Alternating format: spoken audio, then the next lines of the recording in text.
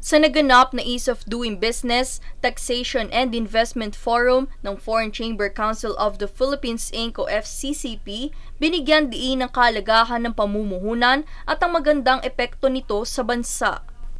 Dinaluhan ito ng ilang mga opisyal mula sa Malaysia Chamber of Commerce and Industries Philippines Inc., Singapore Philippines Association Inc., Taiwan Chamber of Commerce and Industry in the Philippines Inc., mga piling opisyal ng gobyerno at mga negosyante mula sa mga nabanggit na asosasyon.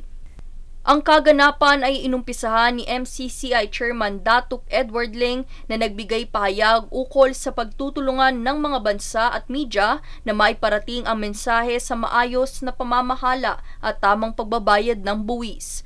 Pahayag ni Ling, positibo ang kanyang pananaw sa pagpapadali ng negosyo na may integridad at profesionalismo.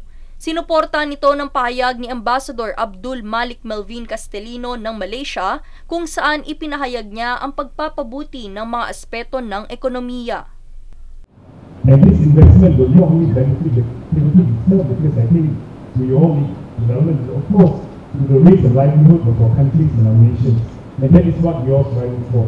Ayon naman kay Ambassador Constance C. ng Singapore, bukas sa mga oportunidad na negosyo ang bansa matapos ito banggitin ang sinabi ni Pangulong Ferdinand Bongbong Marcos Jr. ukol sa maayos at organisadong sistema ng negosyo sa Pilipinas.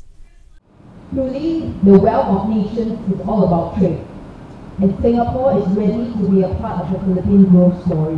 I'm confident that we will find synergies and many more opportunities to further strengthen our cooperation.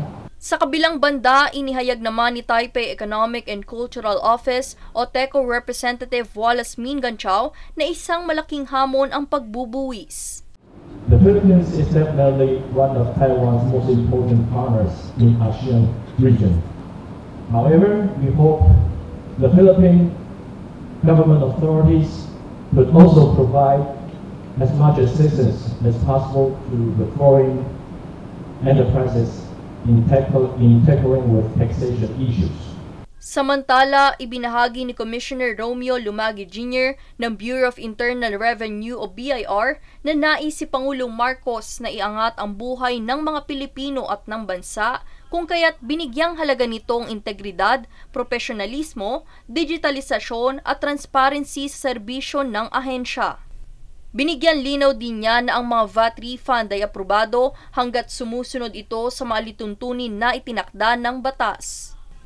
Sa kabuuan, ang mga kinatawan ng FCCP ay layuning mapabuti ang ekonomiya ng bawat bansa at mapabilis ang proseso ng maayos na pamumuhunan at pagnenegosyo. Daniza Lopez nag-uulat para sa One Media Network.